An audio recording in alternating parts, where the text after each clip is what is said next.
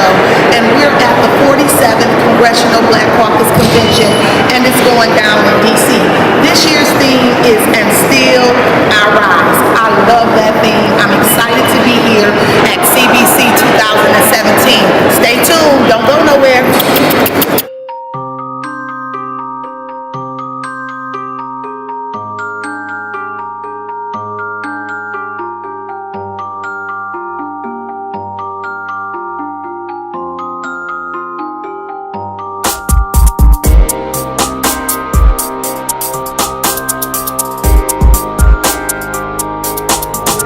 30,000 homes are underwater in Texas. 119,000 are severely damaged. 3,000 people in Port Arthur are unhoused, and we have a job to do. A lot of people are saying they want to make this country great again. The problem is they fail to understand what made this country great in the first place. And what made this country great in the first place, besides the free labor of slaves, was the blood, sweat, and tears of people who came before us to make sure that we could get the right to vote. So that someone like me could go to great schools or wherever I wanted to go and dream that I could do whatever I wanted to do. And it was that group that came before us that sacrificed for many of them their futures, their careers, their easy lifestyle, their middle class lifestyle, so that Barack Obama could become the 44th president. So when you start talking about a more perfect union and making this country great, we've been there, done that. And we're going to continue to make this country great. Good morning, this is Lisa Gill from the Tyra Hill Show at the Congressional Black Caucus. If you don't have anything to do, you need to be finding out what's going on in our neighborhoods, in our communities, policy, regulation. Come on down. We need to represent. Good morning. Good morning. Welcome to the opening press conference of the 47th Annual Legislative Conference hosted by the Congressional Black Caucus Foundation. I am CJ Epps, the Vice President of Marketing and Communications at CBCF, and I'm here to welcome you today to our opening press conference. So our message is today, if I might, for a moment, explain the significance of the Congressional Black Caucus Foundation. We are a partner, and through the Congressional Black Caucus, the foundation was born. 47 years of bringing to the nation and members and individuals from around the world provocative thought or provocative action. What is our purpose? It is beyond any other purpose to develop the leadership of the 21st century. That is, the young people far and wide, some right now impacted by Hurricane Harvey and Irma, some schools suffering the loss of buildings and faculty members who have lost their possessions. This year's conference theme, "And Still I Rise," reflects a legacy of resilience that emphasizes the collective strength of the Black community to rise above continued racial, social, and political inequalities while simultaneously creating a pathway forward from protest to substantive changes in policy. We pay homage to those in our local and global communities who have lost their lives to violence in the struggle for freedom and equality. Our work and efforts are in remembrance of them, and still we rise. We celebrate and are grateful for those who have paved the way and afforded us opportunities generations before us didn't have, allowing us progress in life, and stand before you today, and still we rise. Each year, the ALC brings together nearly 10,000 attendees representing community stakeholders, business sector, emerging leaders, elected officials, dignitaries, mainstream and minority media, students, and everyday Americans to participate in solution-centered sessions on issues that impact African Americans and the global Black community. Our 47th annual legislative conference comes at a pivotal time for us all. This year, more than any other year, we will have critical discussions on a myriad of social, economic, and policy issues, all happening simultaneously and all real and relevant to African Americans and the global Black community. We are fighting these policies as much as we can in Washington, and Shanice reminded us that we have 49 members. We represent 78 million Americans around this country, 49 members. So we have the wherewithal to do it, but we can't do it alone. But this environment that we're operating in, this new environment, requires us to double down on our engagement, our civic engagement, our community engagement, and making sure that whether it's our professional groups or our churches, that there's no daylight in between us. Because we have to be able to reach and talk to and galvanize at a moment's notice to make sure that we keep pushing our agenda forward. I don't think the foundation can take a position that the CBC can. John Conyers has introduced that bill now for decades. It's introduced again this session. But it's a great example of part of this theme that elections have consequences, and you can't govern if you can't win. And in this hostile work environment, we'll continue to do what we've always done. But John Conyers' bill is still out there, and you may see some new tweak legislation coming up also. Raise Amazon because they are actually opening 2 different facilities in my district, which will equal about 3,500 jobs. But the issue is we need to make sure we have the qualified people to take those jobs. They have the skills necessary depending on what the jobs are, and also companies looking for people. You are saying this all the time, we can't find the people, we can't find the people. That they look for people in diverse ways too, so they can get the diversity that they want. We are very keen to ensure that there is diversity at all levels. What does that mean? That means that if grocery stores are impacted, let us make sure that those who use those grocery stores in inner city neighborhoods are not impacted negatively. So that there is, in any products that the Amazon might have in their partnerships with other grocery stores, they do not diminish the access to food, for example, in the neighborhood. That's technology, but it's also their reach in other spheres of consumerism. So our effort is to promote technology, but to ensure the participation of the leaders that we are educating and training, and at the same time to ensure that as large companies expand, they expand at all levels with diversity, and that there is a benefit that comes to the communities in which they are. And as far as the leadership goes, then what do you think we need to get to the community at the grassroots level that they're not going to hear here? What message can we take back to the community? Well, I don't know what people may or may not hear here, so I cannot From your perspective. prophetically speak on that Yes. yet. But I can say that one of the questions I raised at the conference Yes. is utilizing grassroots resources. When you hear about the role the Black church is playing, Right. 20, 30 years ago, the Urban League said that the Black church is going to be the economic engine for the 21st century for our communities. And it's been 20 or 30 years since that has been said, and it still stands strong. People who have an agenda that's not benefiting our community or really has adverse agendas to our community, they realize that power, and they are trying to get involved in the church with their message to throw them off. They come up with a couple of big issues that they know church folk is sensitive to. And then all the other issues, sometimes church folk may not focus on because they come in with that hot button issue that they know somebody's going to disagree with. So it's important that we galvanize most of the institutions that have not been active. Trump's in office right now because folk put out the clarion call. Correct. That this is our boy. Right. And if you ain't ever voted, you got to vote now. Right. And we need to have a renewed, I think, clarion call like that in the church. We do. Yeah. I would say that a lot of people in the community who are disenfranchised, Yes. disillusioned, fed up with the system. A lot of them didn't vote because they really did not understand the impact not only of voting, but the impact of not voting.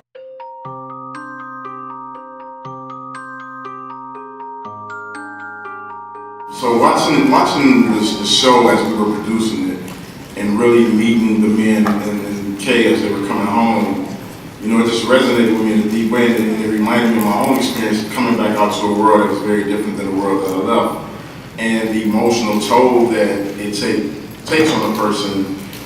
So for me, that was very, very personal, being involved and engaged in this work.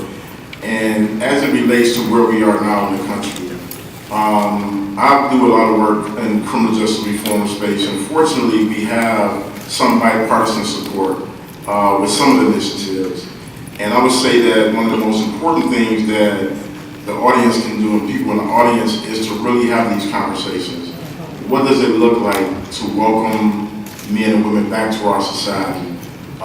What is our responsibility when it comes to this? And as you can see in the film, that family is so integral. Having a support system is so integral. But also as policy, and the policies that shape whether a person can come home to become an asset as opposed to a liability. And when you get out of prison, I'm not sure if Senator Cory Booker mentioned this to you earlier in the podcast, but there's over 40,000 collateral consequences for the 10,000 men and women who come home every week. And I think that being able to see the series, you're going to be able to see how some of those things impact the quality of their lives and the quality of our communities. Intention as we went into this series was to humanize this issue. Angela, like you were saying, there's a lot of stats and statistics and numbers get lost, like 2 million incarcerated and the amount of parents and everything. So we went at it with our intention was to humanize. And what's interesting, because this is such a complex issue, we tried to choose a cast and follow the amount of former inmates or folks that we knew that were getting out. They could tell at least part of this. To your question about reentry, I think it really builds on what Shaka and John have said about the importance of having that support network and those little things that we don't realize that keep us from truly being free and truly having access after you've gone through the process of prison. And what we have seen through that is things like entry into the job market.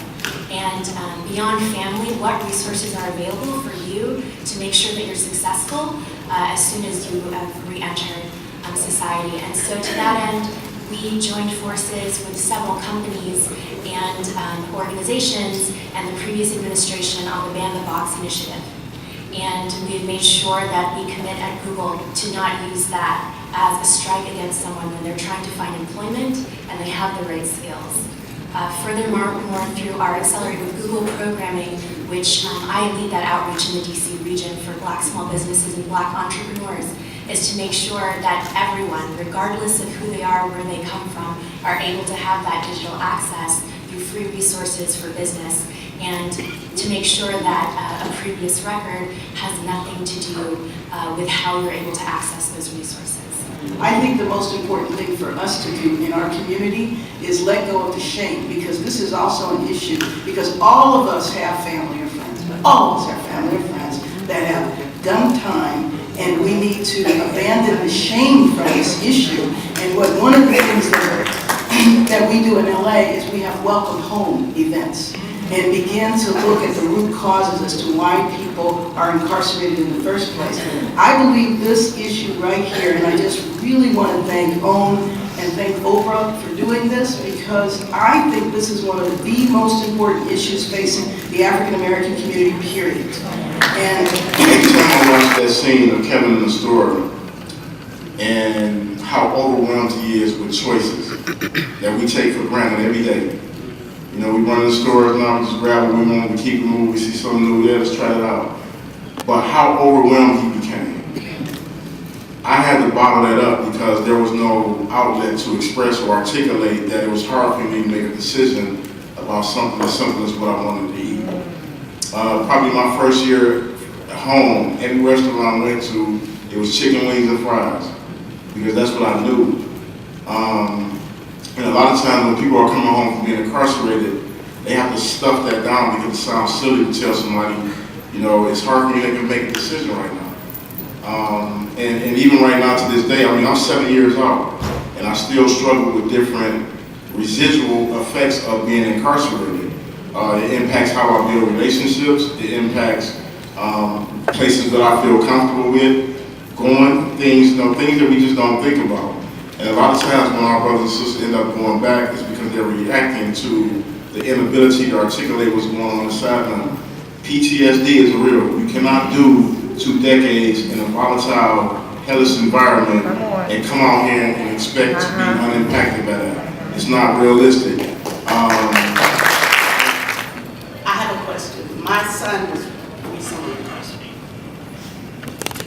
We basically had to hawk almost everything for a good Lord because we saw, and he was out of state. So it was travel, it was trying to stay with family, to go back and forth. Fortunately, he was able to get in a first offenders program, so he will not have a felony. However, the question I have is, had we not done what we did, and we had to sacrifice a lot, and shown up, because that was one of the things that was brought to our attention by the judge. She said if more families were able to just show up and support, it would make all the difference, because they know that these young people, or whomever, need that support. So there were 2 things. One was, we didn't even know anything like that existed. And 2, we didn't understand that us just loving our kid would make such an impact. But a lot of people don't have that. So how do we get the information to them that this kind of thing is available? And even if you can't get a family member to go and support, how can we support them so that someone shows up? Our heart goes out to your family. Your family is fortunate and blessed to have had those resources. Having grown up in prison, I know that most of us come from a lack of resources, whether it's financial, emotional, or spiritual, whatever the case may be. So just to get to the quick thing about answering your question. This show gives us the greatest opportunity currently to have a very human conversation, because you're going to see your family in this show. You're going to see your experiences in this show. And what we need from this room is for people to really have these conversations. I'm going to be very active. Like, this is so personal to me. Like, I'm going to be very actively engaged with social media. I'm very accessible. And I want to talk and build with my people around this issue. So, and then the other answer is, you're a journalist. What did you say? You run a show, right? I'm a media correspondent for the Tyra Hill Show. Hey, Shaq. Okay, so hey, Tyra, Hey, Shaq. y'all just gotta keep talking about it. Y'all gotta use those platforms. And one of the great things now is we have social media, so we don't have the same restrictions to get information out. We just gotta be consistent and develop strategies to have these conversations. But use that hashtag, released on, and we're gonna talk about it. We're gonna get through it.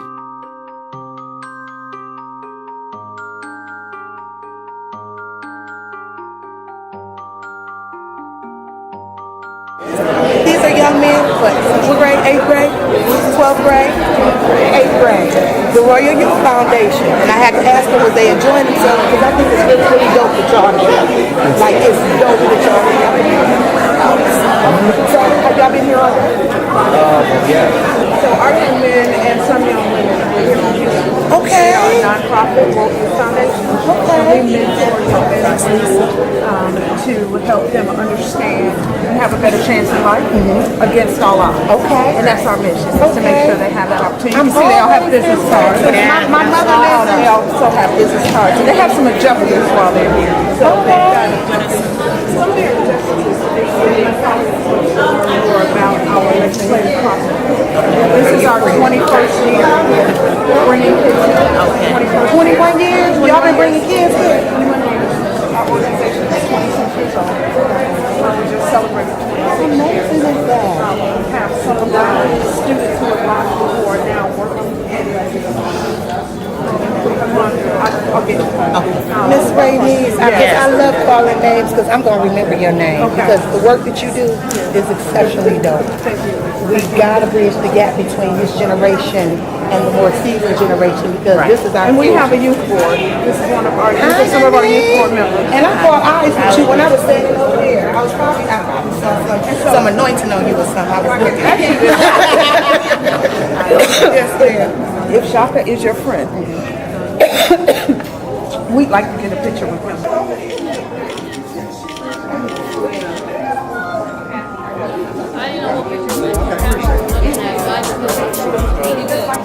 What's up, everybody? It's your leading lady, Tyra Hill of the Tyra Hill Show, and I'm sitting next to none other than my media correspondent, Lisa Gale. We are currently at the Congressional Black Caucus, the 47th Congressional Black Caucus, and this year's theme is "And Still I Rise." We just had the honor and privilege of watching Oprah's new mini-series documentary, and it was off the chain. It is called Release. And I'm excited about it because in the African American community, we all can relate to a family member being released from prison. Let's talk about it, Tyra Hill Show. Good morning, this is Lisa Gale with the Tyra Hill Show. We're at the Congressional Black Caucus Foundation 47th Annual Legislative Conference, and still we rise. If you're not here, you need to be here. Do what you need to do to make it happen because there's rich information, there's quality information. We need to reach out to our communities and let them know what's going on. So if you don't know, you need to be here. So I see we're sitting next to Miss Marion Smith. Miss Smith, do you mind if I ask you a couple of questions? Is this your first conference? Do I look good? Yes, ma'am, you're good. Is this your first CBC conference? Are you excited about the town hall meeting today? Yes, I am very much so. I was invited by my good friend, Annetta Wilson. Hi, Miss Wilson. And I am just so excited. And I'm ashamed to have waited this long. Well, you know what? To be here, this is something we need to look at, and I can assure you next year, some of these grandkids and great-grandkids are going to be here with me. Yes. I can assure you, this needs to be, this is wonderful. And we have some of the most handsomest black men I have ever seen in one gathering. I said that yesterday. Let me tell you what I told my mother. I said, Mommy, if I was single, I would be at the Congressional Black Caucus Convention because I've seen so many fine men in suits and everything else. Voice and sing till earth and heaven ring with the harmonies of liberty. Let our rejoicing rise high as the listening skies. Let it resound loud as the rolling sea.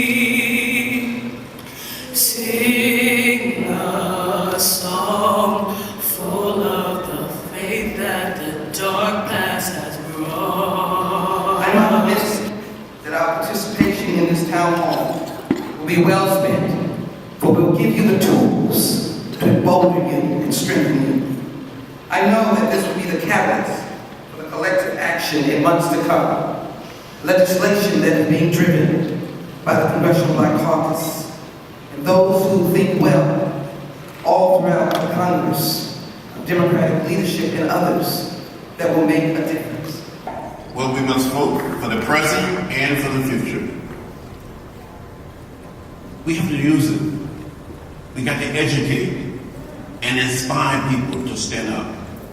And I said to my colleagues, and it doesn't matter whether they're black or white, Latino, Asian American, or Native American, that when you see something that is not right, not fair, not just, you have an obligation to do something, to say something. You just keep going quiet. I really want to use some other words sometimes. And, I believe in the philosophy and the discipline of nonviolence. But sometimes I feel like taking a bullwhip and just saying to people, you get your butt up. You go out there and do what you must do. More young people, more women, but especially young men and women must get involved in the political arena and run for office. They don't have the laws yet. Impeachment is about whatever the Congress says it is. There is no law that dictates impeachment. What the Constitution says is high crimes and misdemeanors, and we define that. Bill Clinton got impeached because he lied. Here you have a president who has obstructed justice. And here you have a president that lies every day. Thank God that the special counsel is beginning to connect the dots and understand Facebook's role in it, social media's role in it. When is the black community going to say, yeah, impeach him? It's time to go after him. Good morning, Congressman Lewis and Uncle Jeff. My question is, as a young person learning to bridge the gap, how do we handle conversations when people tell us to quickly get over racism or slavery? When Americans have given Jewish people and Native Americans time to go through their ordeal, but when it comes to the African American person, they want us to forget slavery and forget the systematic racism. How do we handle that as the next generation? Thank you.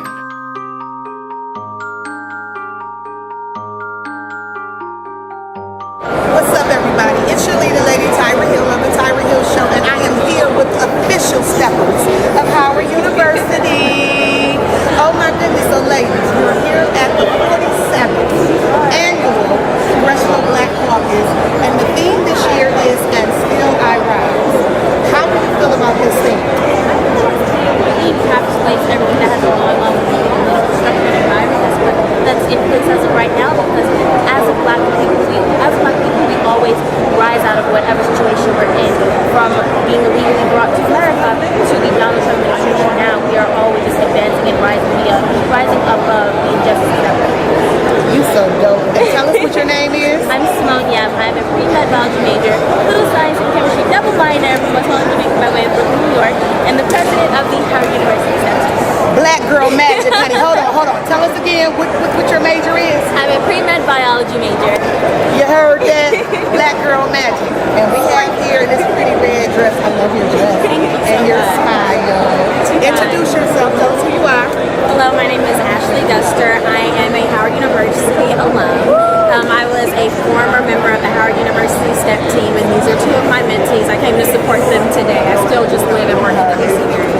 So how did they do? Did they put on for you? They did an amazing job. I kept telling them not to embarrass me. And they did not. Her standard is very high. So you're an alumni of Howard University. What was your major? My major was communications, journalism to be specific, with a minor in photography. Now I am the director of communications and marketing at Archbishop Carroll High School. It's a private Catholic high school that caters mainly to minorities in the district. That is so dope. Because I was about to say, girl, you want to come and work with me? That is so dope. Tell us your name, beloved. Hi, my name is Steve Gardner. I am a graduating senior, graduating a semester. Psychology major, economics minor from Queens, New York, and I serve as the head coach of the Howard University STEM team. So, I am just amazed, not just at the beauty, but the brains as well. So, let me ask you this, because we all know tomorrow Puffy is doing a brain trust. And Puffy did a lot of stuff at Howard University, promoting and everything. Of course, Right. Scholarship to our School of Business. Okay, scholarship to the School of Business as well. So what do you guys think about him being here and doing this brain trust tomorrow? I think, well, he has so much knowledge, and a lot of that he did gain from Howard University, from the streets of New York, and also just breaking into the music industry. He was a very unconventional person who has the hunger and the dedication to success. So his knowledge and also his experience throughout his, oh my goodness, he has had a career since the 1990s. Right. So he can influence the current generation and the future generation to have that same passion and dedication.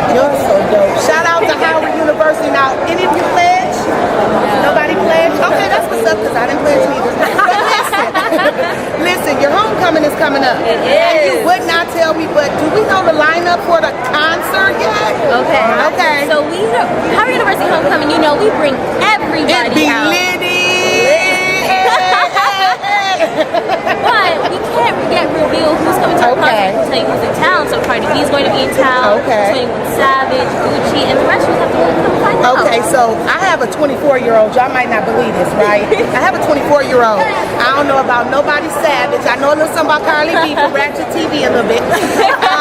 But Gucci Man, I do know he just got home. Welcome home, Gucci. We'll see you at Howard University's homecoming 2017. Thanks, ladies. You guys are awesome. That's not the real H.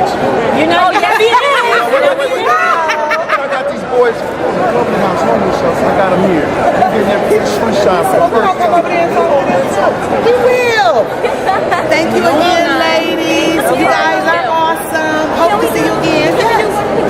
Absolutely. When we say you know. Okay. All right. H, you. You know.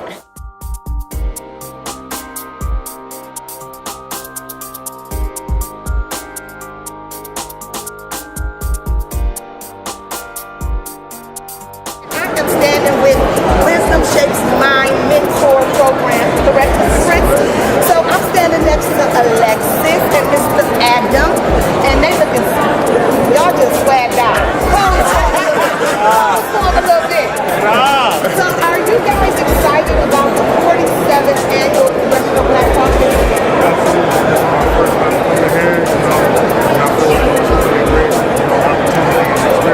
That's what's up. Alexis, how you feel about it? I felt good, you know. It just my first time here also, so I'm just trying to experience that more. So let me say this to you guys. It's so important to me to see y'all here. And let me tell you why. Because if you look around the room, you really don't see too many of y'all here. But it's important for you guys to be here because y'all know the power of the hashtag. So we need to make events like this go viral. Tell me one reason why it was important for you to come this year and it being your first year. Saying just for the experience, you know. I never experienced nothing like this. I never got my shoes on before. Whoa, he got his shoes shine. Get a picture of the shoes, Dave. Look at them things. So fresh and so clean. It's a wipe me down moment. Hey. So on this side of me, we have none other than handsome Sharice, and we have Luis, and we also have the organizer, I call him the executive director, Mr. Christopher Sanders. We'll speak with him in a moment. That's your man's right there. So Sharice, you look so dapper in your bow tie and your purple sweater. Purple means royalty. I'm excited for you being here. Are you excited? So is this your first experience? Okay, so did you guys just register today? Okay, so let me tell y'all what you have to go see tomorrow. Y'all know Puffy gonna be in the house tomorrow, right? He's doing a brain trust, okay? And then there's a hip hop forum, right? Right.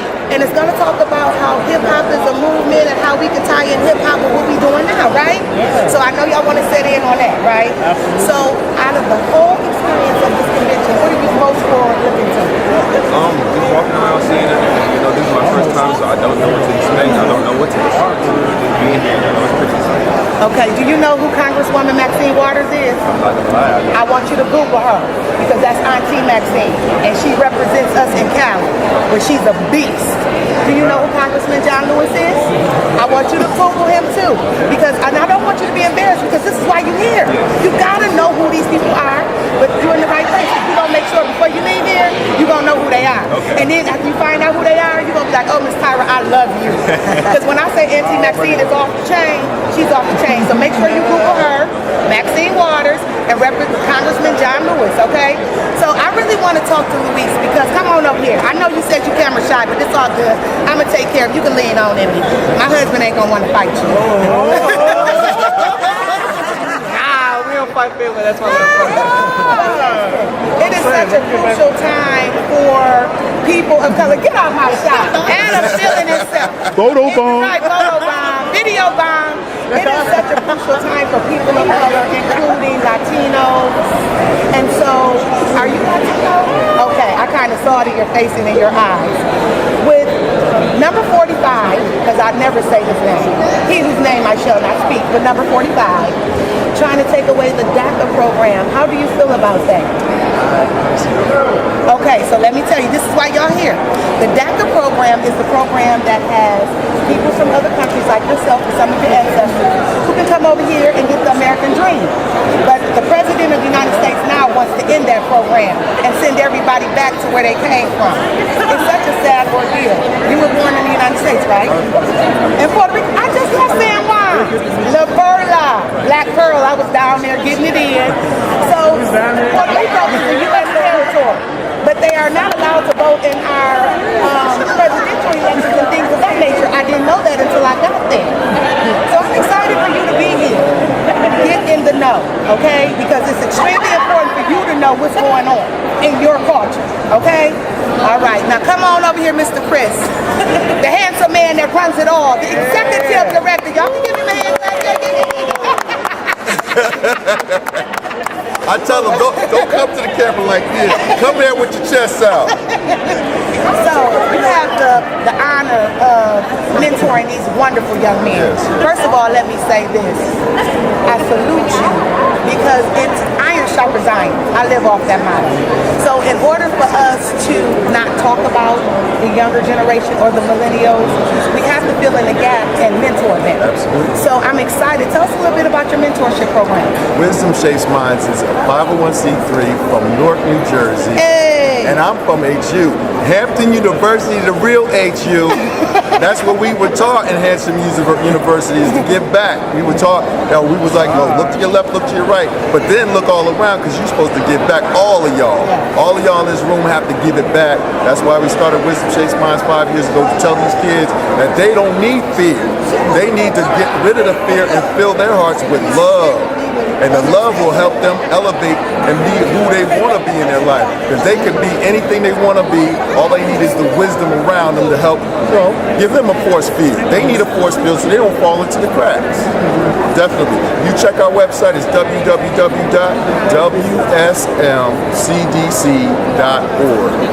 That's what's up. So let me ask you a question real quick, Mr. Chris.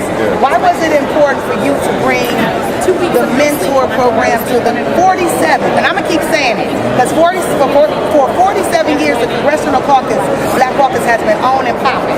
But why was it important for you to bring these young men here this year?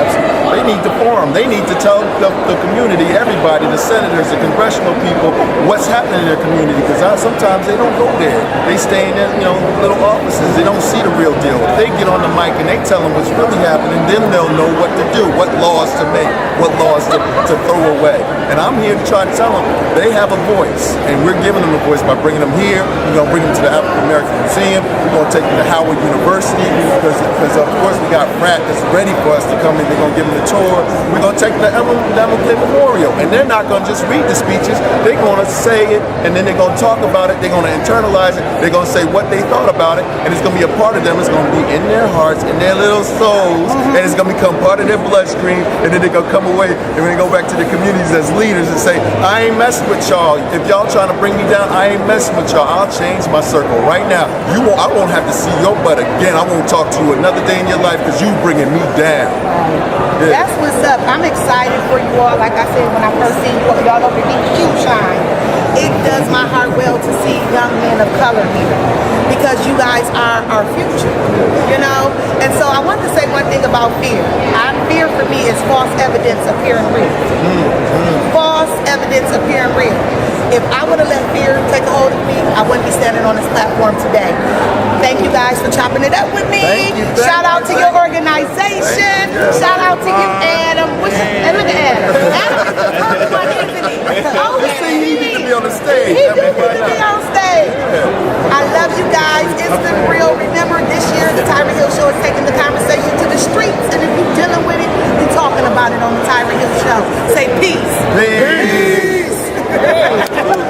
The annual 47th Congressional Black Caucus Convention has been absolutely amazing and dope, and that's an understatement. It's been going down the last few days, but tonight we're honoring some amazing people, pillars in the African American community. First off, we're honoring Congresswoman Sheila Jackson Lee. That's right, you know her. She's from Houston, Texas, and she gets it in. We're also honoring some of the CBCF Board of Directors.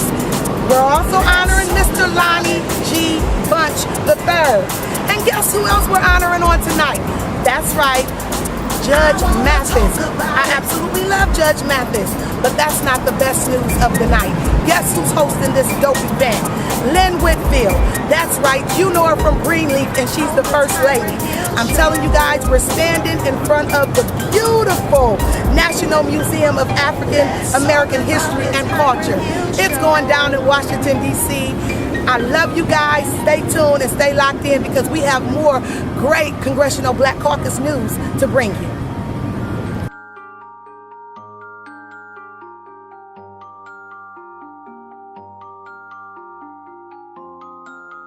What he failed to tell you was, when you're on my time, I can reclaim it. He left that out, so I'm reclaiming my time. Please, will you respond to the question of why I did not get a response, me and my colleagues, to the May 23rd letter? Well, I was going to tell you my response. Just tell me. Okay, so first of all, okay, let me just say that the Department of Treasury has cooperated extensively with the Senate Intel Committee, with the House Intel Committee, with the Senate Judiciary. Reclaiming my time. Okay. Reclaiming my time. Mr. Secretary, the time belongs to the gentlelady from California. Perhaps, Mr. Chairman, I don't understand the rules because I thought I was allowed to answer questions. Reclaiming my time. Would you please explain the rules and do not take that away from my time? I don't believe in censorship. And because I recognize the creativity and the economic opportunities that hip-hop music was creating for this country and for black people, I remember some of the groups, like NWA, and how they got their start, creating music, you know, in the garage, in the basement, straight out of Compton. All of that, it was happening on the East Coast and the West Coast, and they were selling this music out of their cars, out of the back window of the cars. MTV wouldn't play their music. The police wanted to shut them down, and even the FBI went after them. But the music just took off. Well, I think hip-hop videos became advertising for black lifestyle for us and by us. Different than when you were trying to do a television show in the 70s when you didn't have a bunch of executive producers like Shonda Rhimes who were writing the shows, including us. So the only pure voice you saw that was authentically black was coming out the record companies and the boutique labels. So we would dress the artists a certain way. We would set the scenarios up in a way that you wouldn't see that on television. BET became our advertising for black lifestyle. And I think that we took advantage of that, and especially my company, Uptown Records. We had kind of like a dressed up and a dressed down. And our first artist was Heavy D. And Heavy D, we used to keep him clean. He used to dance, he had choreography, he had a happy disposition, he knew how to treat women, and these were the kinds of things that the label wanted to say. So we would look for artists who did that. And I think through that, it changed the lifestyle, it changed the fashion, it really pushed our attitude of urban cool through, which swag came from, and it showed you all the things you wanted to know, like if you had the money, what kind of car would you get? If you was successful, what kind of girl would you date? It gave you a blueprint. If we had the success, what would it look like and what would we do and who would we hang out and where would we go? And so the aspirational lifestyle that you saw in the videos created a void. Like there were no companies to service that. So first I have to start out, Maxine didn't give herself full credit for what she's even doing today for our space. And very specifically, she mentioned this Comcast deal that I'm credited for being one of the negotiators, but it was her efforts in the Congress that paved the way for remote TV to be established. So beyond the fight for hip-hop and free speech, she has been a partner along the way, and we'll talk later about how we will continue to need that. There's so many barriers that we have to break. But to your specific question, one little known fact that doesn't show up in my bio a lot is that I'm from the Bronx as well. And I was trying to sneak into the Starsky parties. Starsky parties, but I'm just a couple years older than me. But to see that lifestyle, I'm 12 years old, we save up money to have 2 turntables and a mic. And, we just thought it was a thing you did in the neighborhood to be, popular in the neighborhood. So whoever had the 2 turntables and the mic, that's who, everybody was going to come over to their house. So, that was our goal. And we had a line out the door, 5 minutes on the wheels. But to see that grow into sitting at a table with real power was really incredible. One of the things I love about working for Sean Combs is that I never walked in a room where I didn't feel like we were the most powerful entity in the room. That's example number 1. Example number 2, Sean John Clothing literally went from Jeff sketching out some stuff and running around and mad because he's sitting in a cubicle.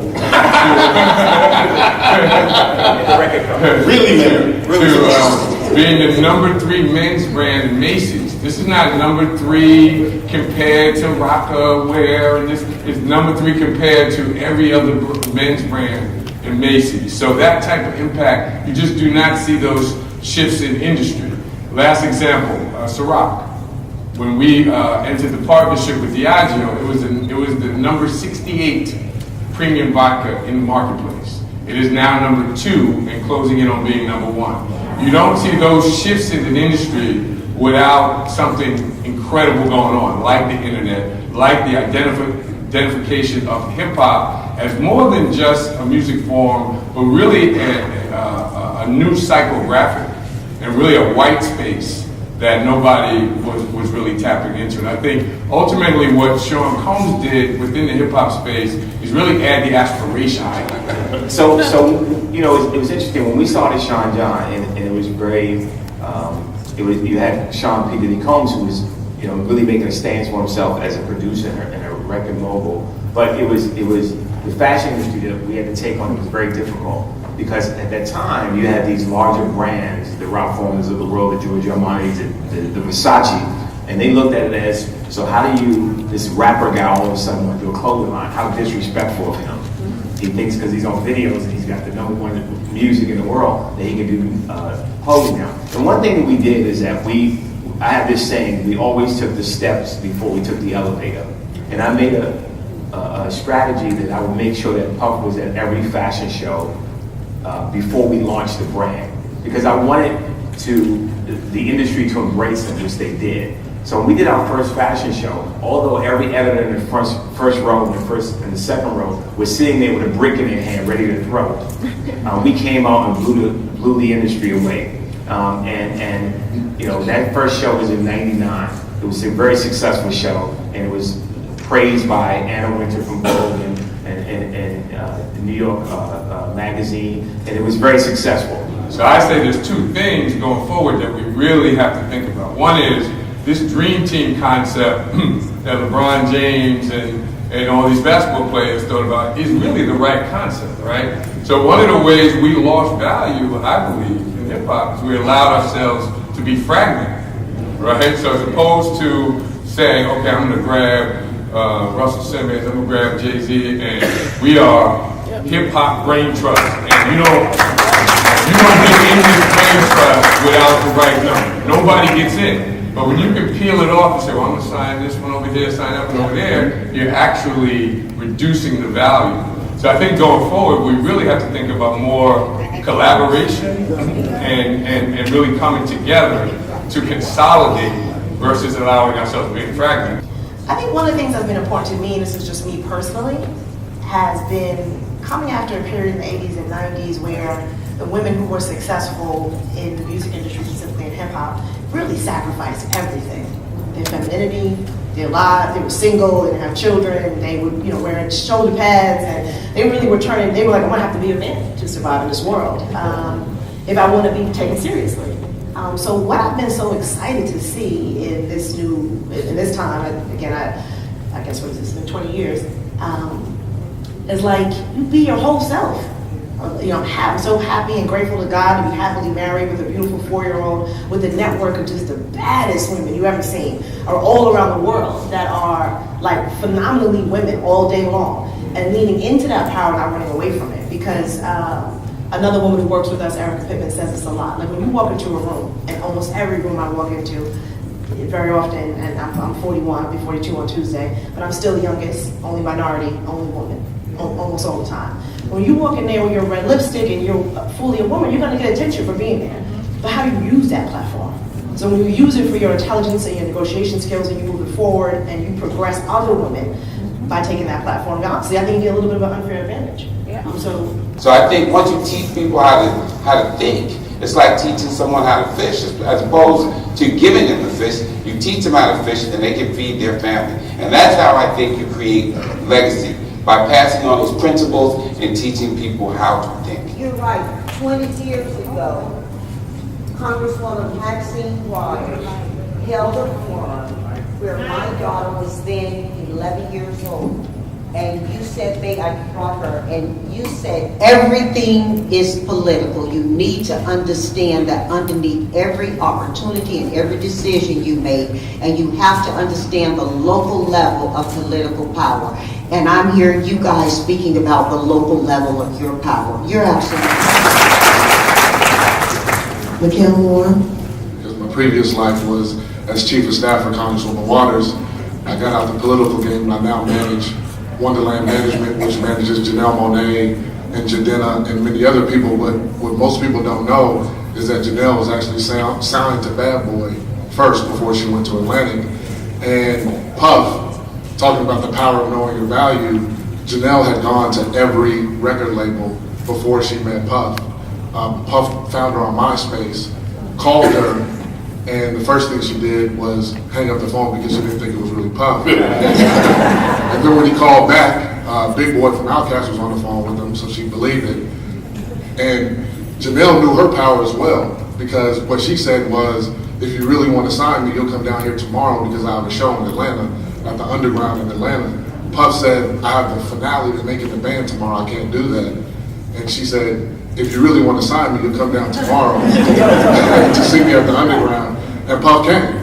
And he came, he saw her the next day, they had a conversation, and he took her back into those same labels, and she was signed with the same tuxedo, the same pompadour, the same dance moves, but the power of that collaboration was what pushed it through.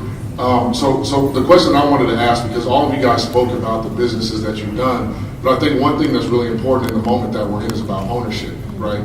Ownership of your IP, ownership, equity in the companies that you're promoting.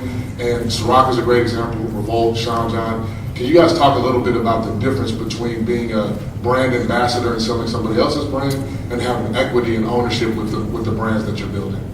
Reality is that as we talk about value creation, short-term and long-term. Long-term value creation is really all in equity, right? So when you look at this Forbes list and you say this one is worth $50 billion and Bill Gates is worth that, generally that's all because of their ownership in these companies, right? The equity in these companies. So I think if I'm on one side of the deal and I know I have something worth this and I can write you a check for 5% of this and you're gonna think that's a big number, I got to keep the rest of that value and you get to walk away with the 5%, right? So the key is to maximize your value, and the trick is that it requires patience, right? And one thing about what Sean Combs created, he's always patient. Like even this 20th anniversary of Sean John, 20th anniversary of Bad Boy, he's like, that's not a long time. I want to celebrate 50. So it takes patience, and to build equity value takes patience. It may not be overnight. To build equity value may mean you have to come out of your own pocket. We look up to you. There's several people incarcerated that live for the TV room, live for their headphones to listen to the radio. But I left hundreds of people behind who have life sentences, 2 women like Michelle West, who've already served 25 years and have a life sentence.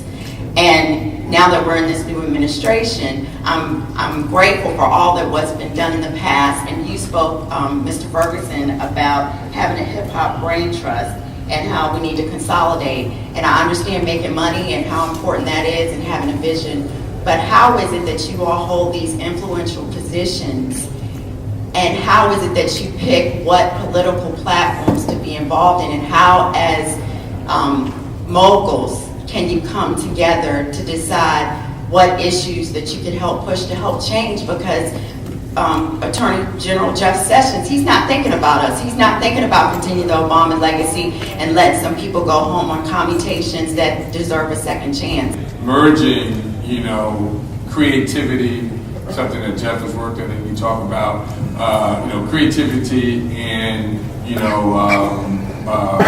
marketing to these problems. So one of the things we were involved in at Bad Boy was the Vote or Die campaign in 2004, which really got the vote out. But these are like little pimples on a huge problem. So we need just a significant collective effort.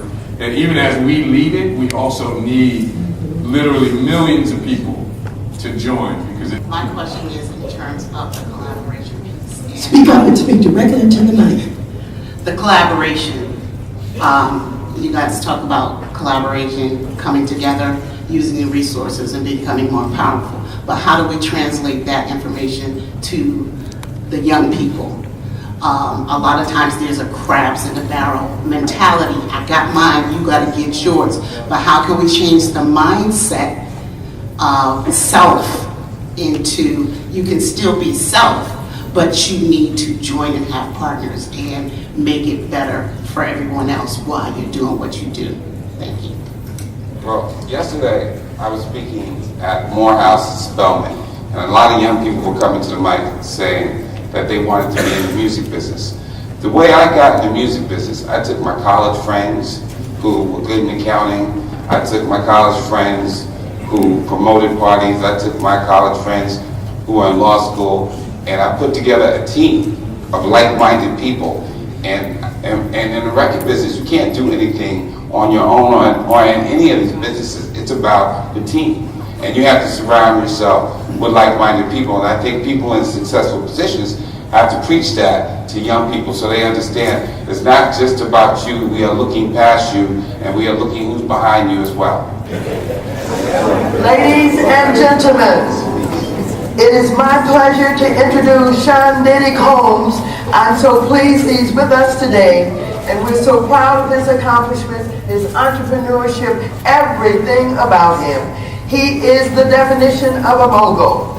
As chairman and CEO of Combs Enterprises, he has a diverse portfolio of businesses and investments covering the music, fashion, fragrance, beverage, marketing, film, television, and media industries with companies such as Bad Boy Worldwide Entertainment Group, Sean John Combs Wine and Spirits, AQU, the Blue Flame Agency, Revolt Films, and Revolt Media and TV, and on and on and on. Give him a big round of applause.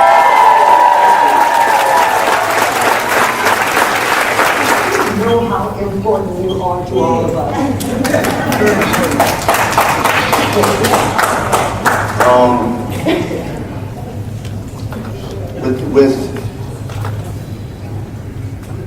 With success and the support from your community comes a responsibility. And like when you're younger, you kind of like running from that responsibility. And at this point, I know how important I am, and I know that I'm ready for the responsibility to lead. I'm ready for the responsibility to teach. And it's something that I embrace and I'm proud of, and I give all glory to God that I even had the opportunity to make a change. So, through God and my faith with God, I'm very, very clear on how important I am, most importantly, how important and powerful we are as a community. I know I could be successful in business because one morning I woke up and I had these roaches crawling on my face. And I know a lot of us have experienced that. And I was like, I don't like this right here. This is not going to be my reality. And I knew I was ready to put in the work at a very, very young age because I wanted to change. I wanted to be accountable and responsible for my future. I didn't want to have it in nobody else's hands. I didn't want to ask for nothing. I knew that in order for me to make sure that my kids didn't have to experience the roaches, you know, I had to go out and I had to make something happen. So I didn't know I was going to be a successful businessman, but I knew that I had the work ethic, and I knew that I was ready to do what it took. I had this thing, this quote, don't be afraid to close your eyes and dream, but then open your eyes and see. So I dreamt about being this, but I dealt with the reality of what it would take. It took a lot of sacrificing, you know. Couldn't hang out with my friends all the time. I couldn't be on the corner. I didn't have time to play. To me, it was a very serious situation. And so I think it's that passion and that drive. But I educated myself about the businesses that I would go into. I didn't go blindly. I didn't go and wake up and say, oh, I'm gonna be the next Berry Gordy. I studied Berry Gordy. I went and studied music. I read books about the business of music. I empowered myself with the knowledge. But we have, like when they say that black magic, like it's really real. And it's not like, there's not one of us that's more special. You know, you're special is what you believe and what's in your mind. So I just started believing the craziest, to most people, unattainable things that have got me to this point. But I didn't just start thinking about them. I was really, you know, manifesting them. I was tapping into my magic. I was tapping into this black spiritual power in my relationship with God. And I was just like, oh, I'm invincible. In the future, we're going to have to come together. And we're going to need leaders. And there's some people in here that, I'm a great soldier first, you know. But no matter what, I'm going to lead the charge. And so the thing that I would say is that, you know, we're at a very serious time, but we're in a position where we're about to start to reach our greatness and our unapologetic magic. And we all have a responsibility in that. I have a responsibility, and it's very important that we take the conversation and turn it into action and results. Hey, it's the Tyra Hill Show here at the 47th Annual Congressional Black Caucus Annual Legislative Conference. And I am here with Dr. Dana Harmon. We have just participated in a financial brain trust session that featured Sean P. Diddy Combs and his board. And let me just tell you, it was phenomenal. And what I'd like to do is, Dr. Harmon, if you could give us your take on what's the takeaway from this session. The takeaway that I got was, as an educator, I'm always talking to my students and we're always sharing how they have ideas, but they just don't know what direction to take, you know, to go forward. So I'm always trying to motivate them that they can do whatever they set their mind to, but as Mr. Combs said this afternoon, as well as the people on his board, is that you have to keep pushing. A lot of my students want to quit and give up, and they don't want to ask for help, as that was brought up this morning as well.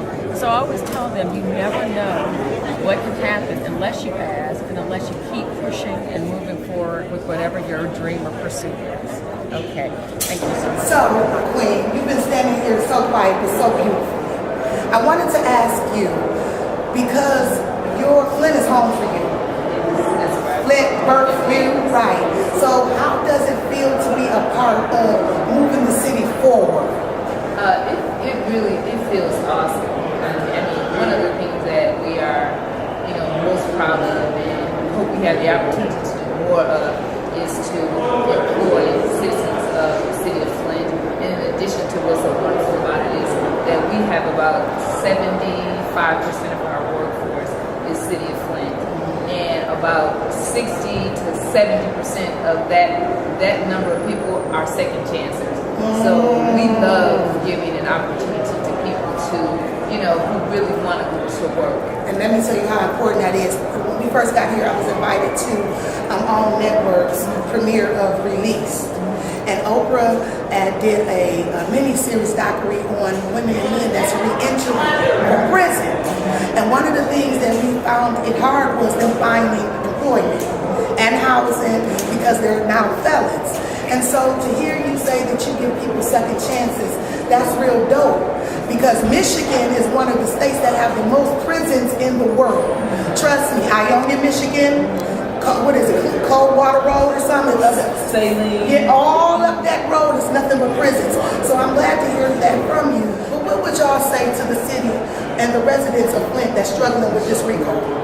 I would say that investigate. Yes. Because you need to know what is happening and what has happened for yourself. Yes. You cannot go on the word of somebody else who may have, ulterior motives. Agendas. Know why people are saying what they are saying. Investigate and find out for yourself.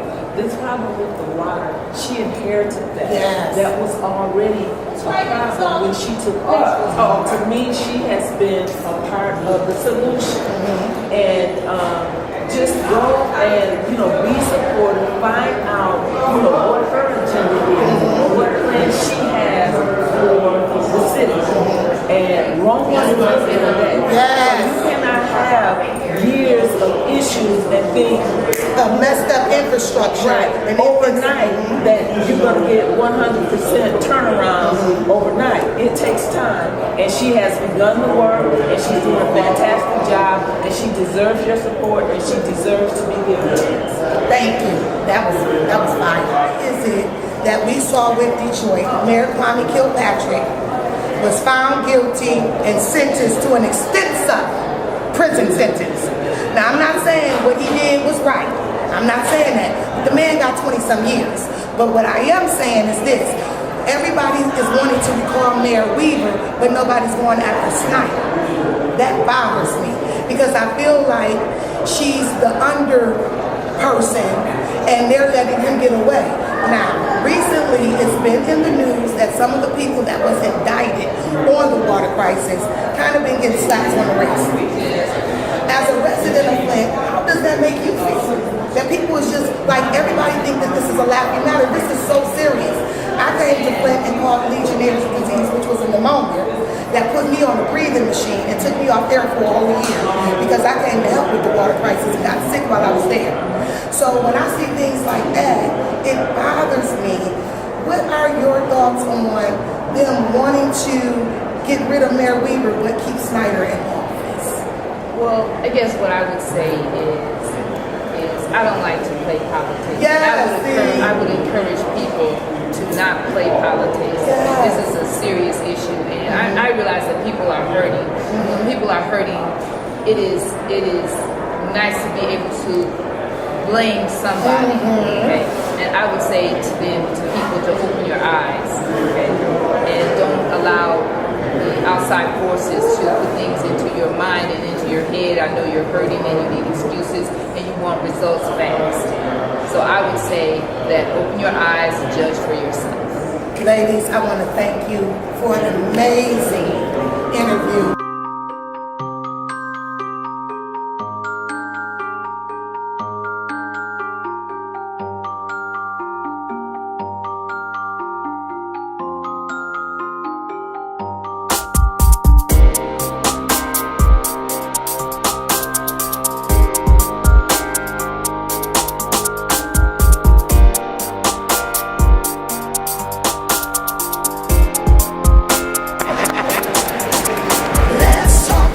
The Congressional Black Caucus has been hard at work this legislative session, standing strong against a budget that threatened the lives and livelihoods of millions of Americans. It's our belief that budgets are moral documents reflecting the values and the priorities of a nation and its administration, or the lack thereof. An administration's budget, and you have to be a special kind of person to decide to cut funding to both Meals on Wheels for seniors, and the Special Olympics. But the CBC budget, our budget, protects the social safety net, strengthens pathways out of poverty, makes the tax code fair by closing loopholes for the wealthy, provides universal health care by adding a public option to the Affordable Care Act, and it makes colleges more affordable by reducing interest rates on student loans, and we double down on the investment we make into our kids at historically black colleges and universities.